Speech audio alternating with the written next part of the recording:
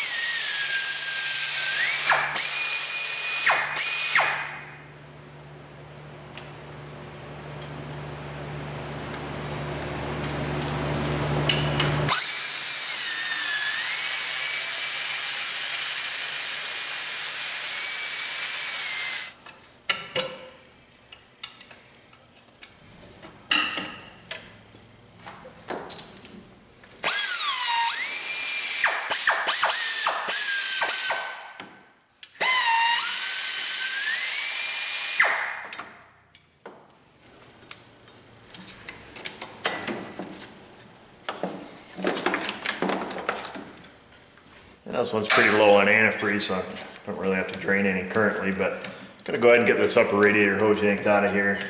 At least get this end off, get these fans pulled up out, get us a little bit more room here on the front of the engine. I'll be honest, I'm not sure how this video is going to turn out. I run a full-time shop here, and Mitt's trying to do this stuff and trying to record, particularly a very lengthy job like this. I'm a little bit concerned on. I mean, I know it's probably only been a minute or so on the video, but real life, it's been about an hour. I've been back and forth and talking to customers, and the guy that works for me, I've been helping him out. So bear with me if I skip a step or if we seem to be just bouncing all over the place here. Anyhow, just kind of wanted to throw that out there in the beginning in case you're wondering why I repeated myself or whatever. So let's get these fans up out of here.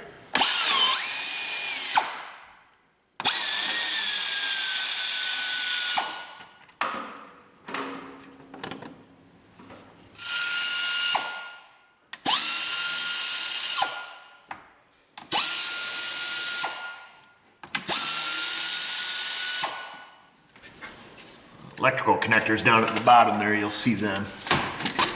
Get them out. Right down here, well, let's see, right there on the bottom corner of the fan, and I think it's the same way. Yeah, the same way on the passenger side fan, connector down at the bottom. pull that little tab up right there and she'll slide right out.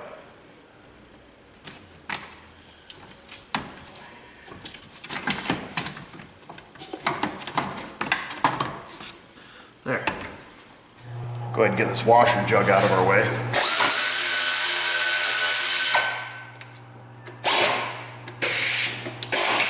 And these things usually break. I'm gonna do this one with a ratchet. I didn't show it, but you can go up underneath the fender well over here. This bolt actually sticks through the strut tower. Just go ahead and spray the back side of that bolt too.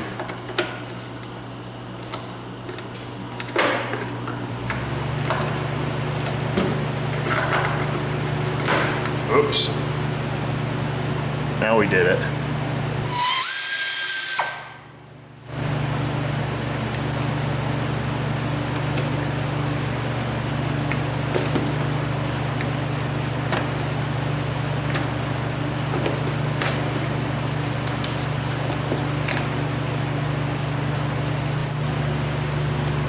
So far, so good. Only one casualty. I'm gonna go ahead and unhook these gas lines. Then I'll come back and deal with that broken bolt here in the end. Not too big a deal. Like I mentioned, boy, I tell you what, it seems like the majority of these Subarus you see come in missing one or both. Some things are held in with zip ties and zip screws and duct tape and everything else. So go ahead and work on getting these lines loose. These things are usually stuck on here pretty good. So.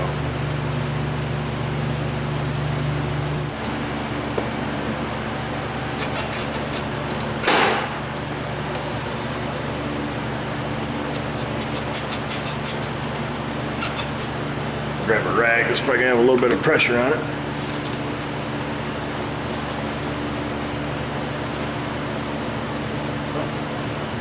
Not too bad.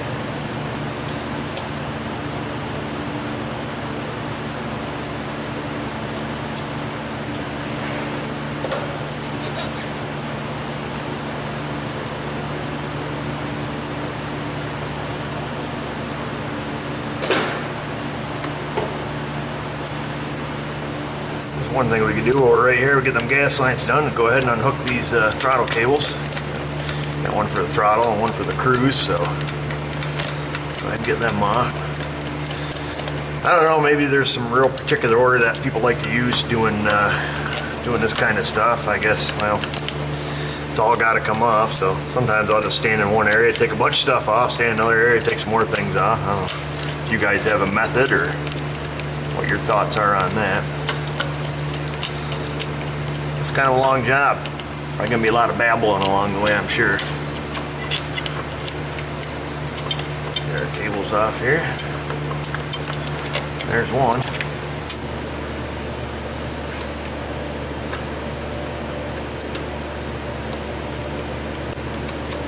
There's two.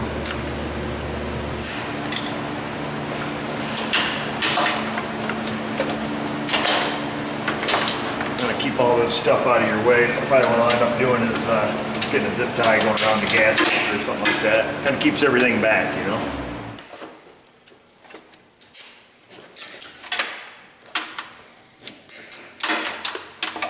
There, that should do it.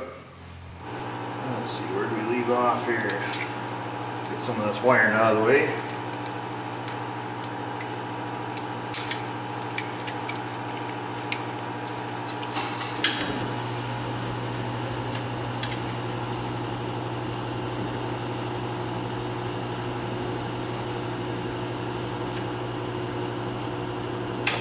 Now we'll get on the other side.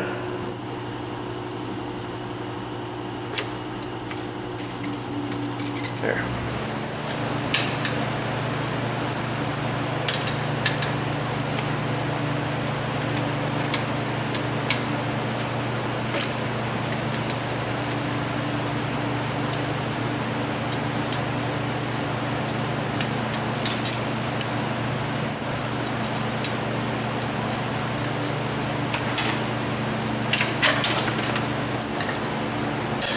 Get this AC compressor off and out of the way.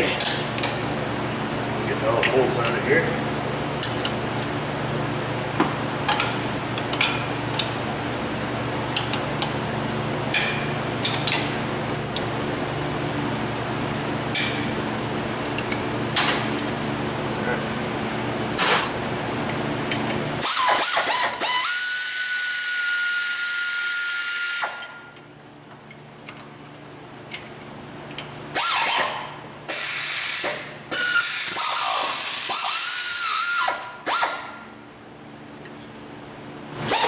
myself back to the corner down there.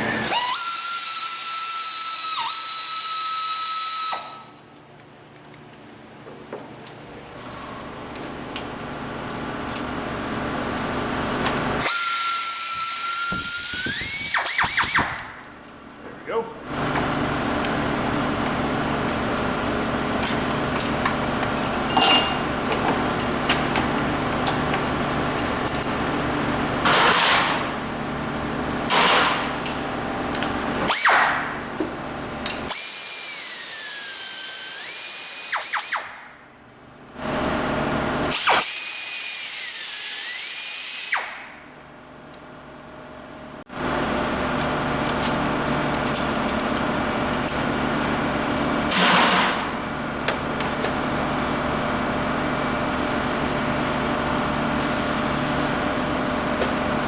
Something to tie that back with.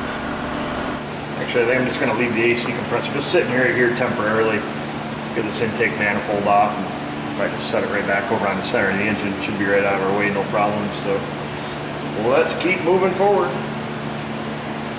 At this point, go ahead and got the AC set aside. Go ahead and start working on getting this intake manifold off here. So.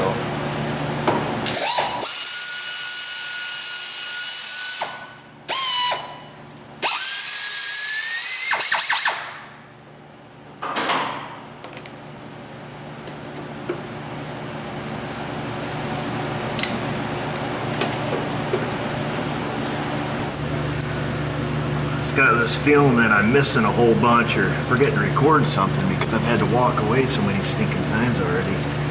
So that one we can leave plugged in. These connectors unplugged here if we can.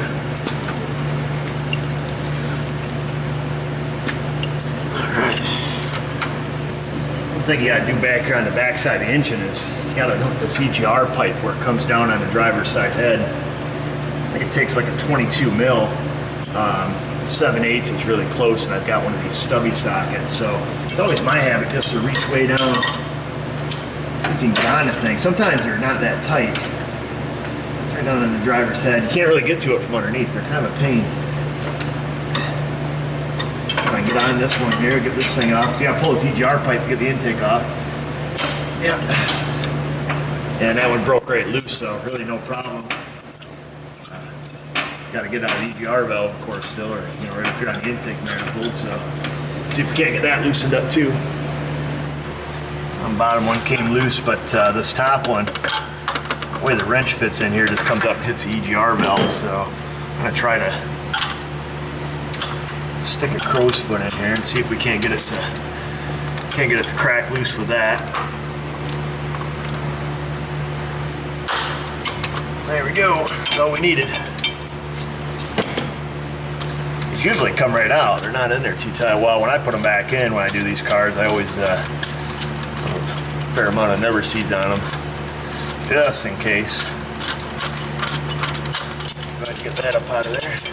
Like I said, it's the same nut that goes down on the bottom of the head. That this one goes on the top, that one goes on the bottom. So it must be a pretty good alloy they make this pipe out of because they never seem to be really rusty. Being that we're right here, it is a good idea to go ahead and unplug this knock sensor.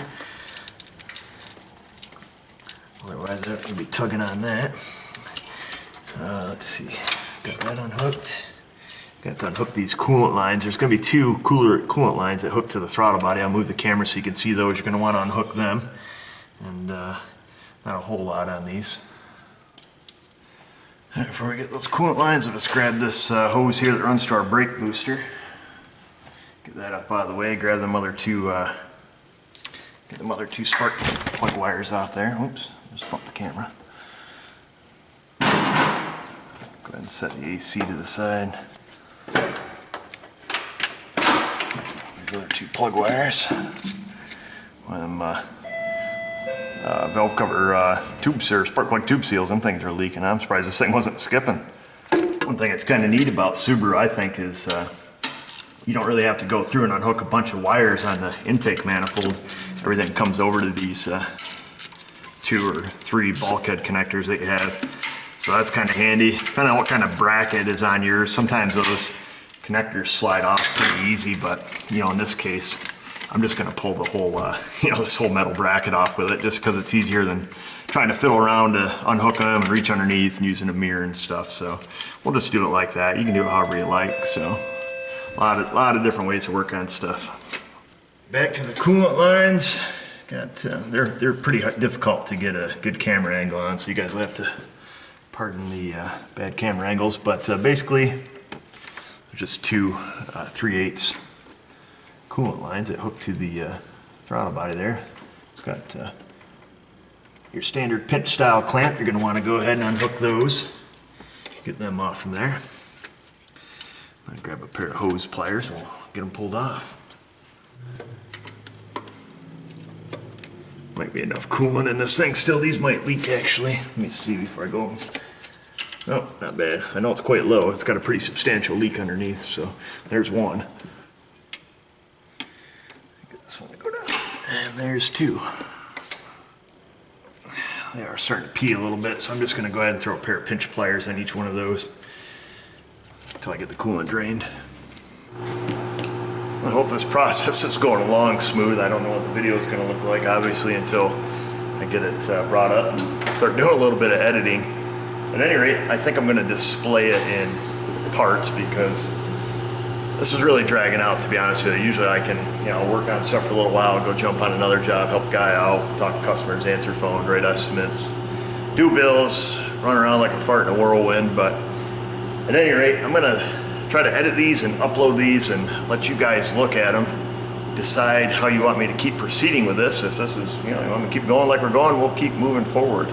At any rate, that's what we're going to do right now. Going to unhook some more stuff. Hope I'm not bouncing around too much and you're kind of getting the gist of what we're doing here. Going to unhook the cam sensor, crank sensor, coolant temp sensor, power steering. Once that's done, I think we got enough stuff unhooked to go ahead and remove the 8 bolts out of the intake manifold and lift that up off there. So let's keep working. Got the cam sensor over here on the left head. Got that off. Oil pressure switch down here behind the alternator. I think I misspoke. I think I just said coolant switch or coolant sensor or something there when I was just explaining what we're going to do, so I got to get that off there. And then right down there, let me get a hold of my pliers here. Right there at the end of my pliers we have the crankshaft sensor. We're going to have to go ahead and get that unplugged. I don't know if I just reach down through here and get that for you. Oops. There, got that unplugged. And last but not least, we have the power steering pressure switch. Get that unplugged.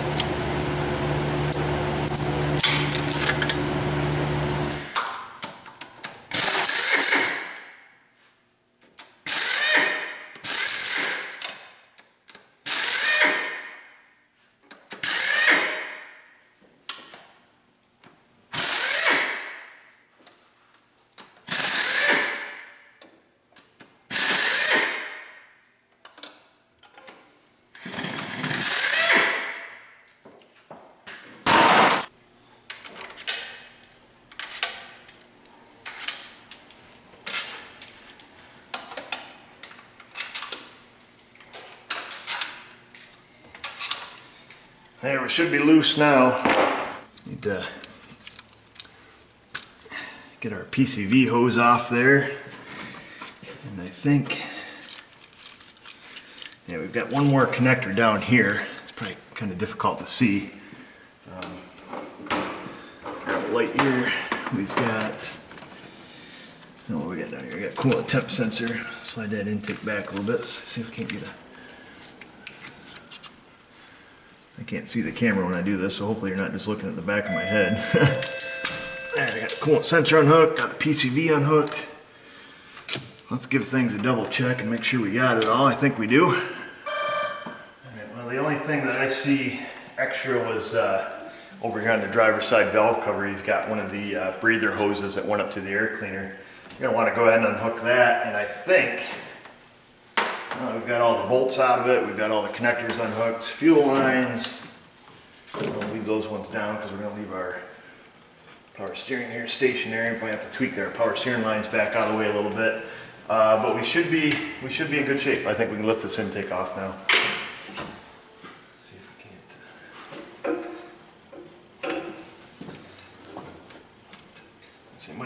tweak our power steering line just a little bit to get that out of the way.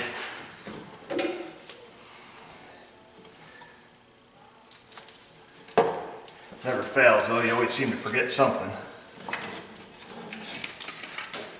I think this time we got it. All right. You can see that's a pretty simple job. I know we're running around, touring around there and unhooking a bunch of stuff, but I hope you got the gist of what we were doing. Everything's pretty easy on these Subarus, in my opinion, to get to and to work on. Now, typically, if I was just doing this, I'm going to do an intake job. I'd have blown all the dirt and trash off this engine, but we're going to be pulling these heads, sending them to the machine shop, so I'm not real concerned about getting too much crap down in there or anything sitting on top of the valves, because, well, frankly, it's all going to come apart anyways and get cleaned. So I guess what time it is. It's been a crazy busy day today, as you can probably hear in the background. A lot of phone ringing and the door buzzer going off, so I've had to stop about 57 times so far. I hope I'm getting it all. Anyhow, let's keep making progress and tear some more things apart here and see if we get the heads off before we go home. If not, there's the phone again. So we'll see what we can do.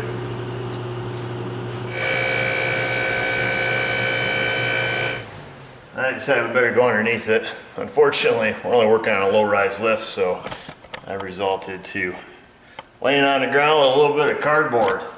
Anyhow, let's get this belly pan off this thing.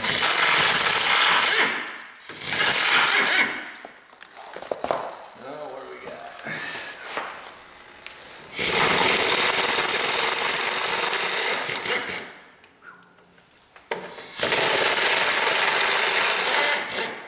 All right. Looks like one's missing. It's not broke, it's just gone. Must be something else holding us on the side. Looks like we got one way in here. Hey, look at that. Let's go get the one on the other side. Probably gonna hit the floor when I take this one out.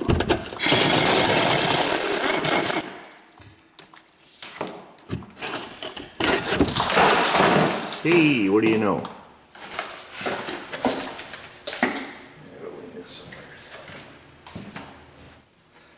Go ahead and have a look at that driver's side head.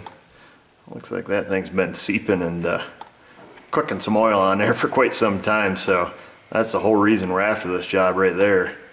Probably a pretty familiar sight to anybody that owns a Subaru.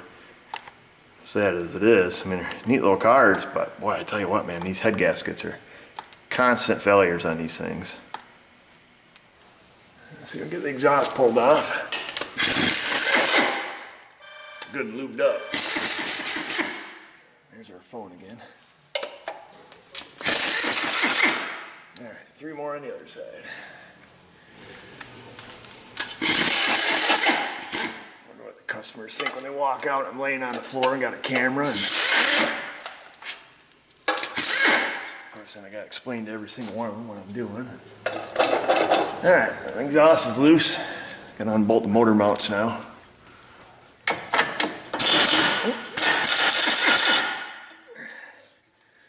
One, got one bolt and one washer. The reason we're going to do that is because we're going to jack the engine up.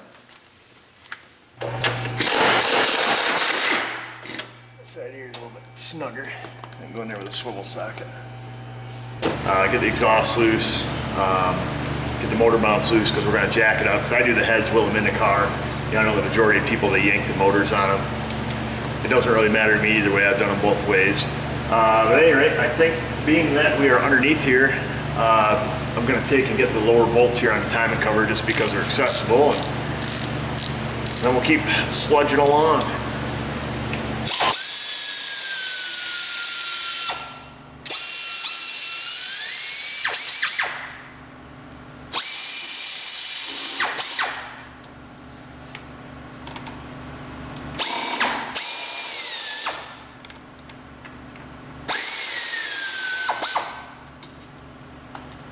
Got those out.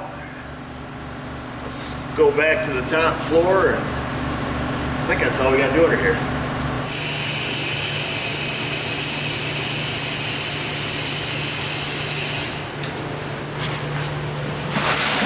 Knew I forgot something. It's radiator doesn't have a petcock and it has a drain in this bottom corner. I'll pull that out. Get this draining down. I think that's why we came under here in the first place. I don't really remember. Doesn't matter, I guess. There we go, she's draining. I think our pinch player's back. We're not going to need them anymore. What's going down?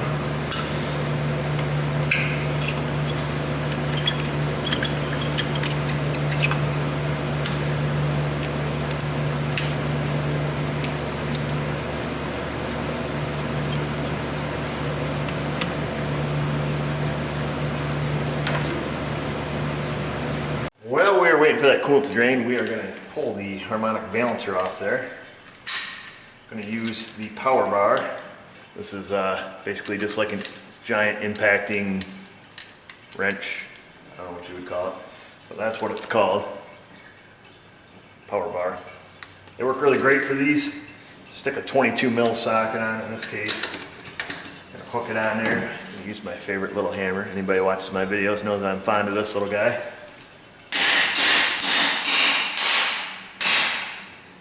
Give that a couple whacks. Straighten it back up.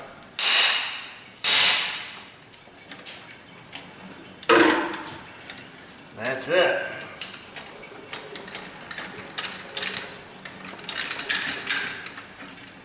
Right off.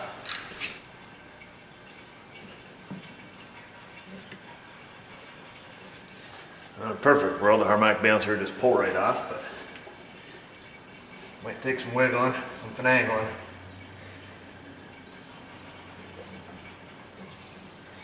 Got a couple of little bars, see if I can put behind there. Plastic covers though, we gotta be careful. Best pry bars I got are 2 screwdrivers.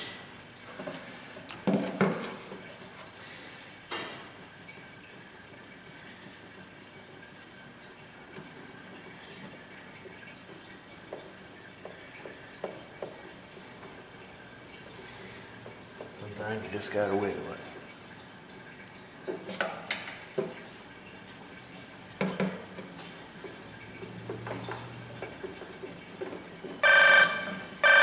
And there's the phone again. Alright, I think it's coming loose on us. There we go. It's off. Well, the rest of our timing cover bolts off.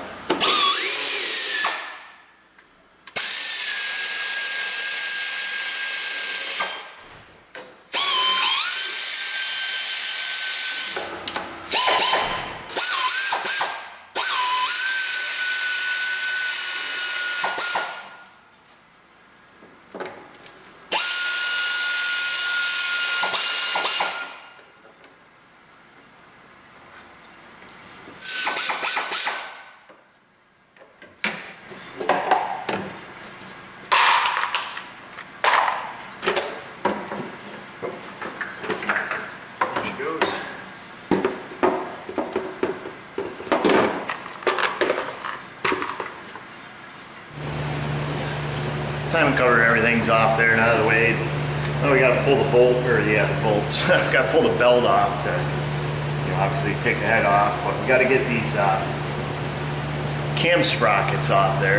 And if any of you have ever worked on a Subaru, you will know that that bolt is in there with about 7,000 foot-pounds of torque. I've had really limited success getting those off using conventional methods, pulley holders and all that crap. You just end up, I don't know, I've done dozens of these things and it seems about 50% of them just miserable. So I'm going to take and pull these upper radiator mounts off. We're going to try to cock the radiator to the side a little bit and maybe just end up having to remove it completely. Got to get in there with a 1/2 inch impact and see if we can't just snap these bolts loose and get them out of there, so we get our timing belt off. So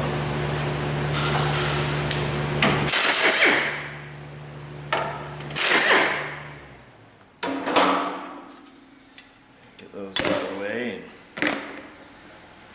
Alright, now should be loose enough. We can get our just kind of set this aside, get our impact in there. And you know what?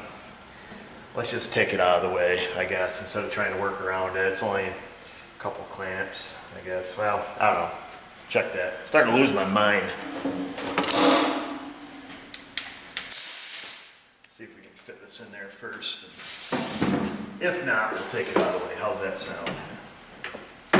Sometimes it's easier to just get stuff out of your way than it is to work around it.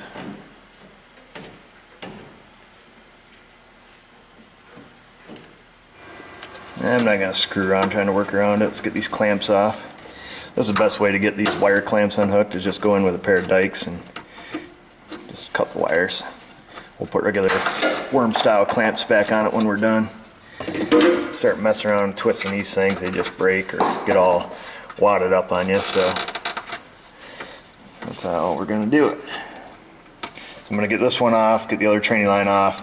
We're going to unhook it off the radiator here. Hopefully get down here and get these chopped off. Just pull the radiator right out of the way. Oops, bump the camera. Get that out of the way. Then we can get in here with an impact. Get our cam bolts broke loose with the belt still on it. Yeah. There. Then we can make some progress.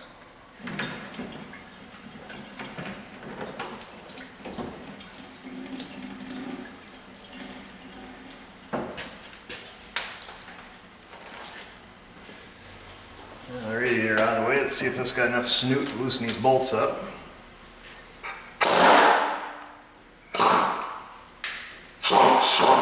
That one's good.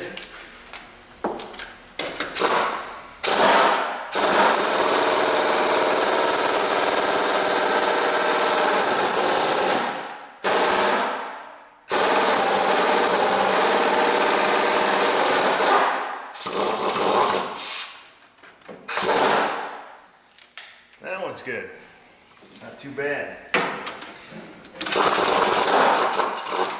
Alright. Standing right here, might better just pull this tensioner off.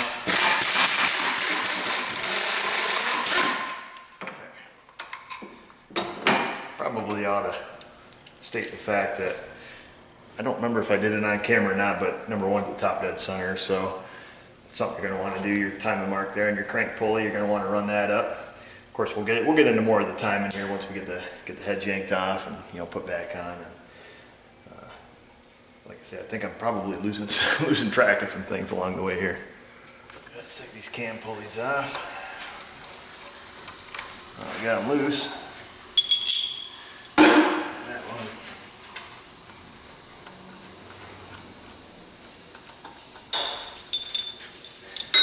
Got that one.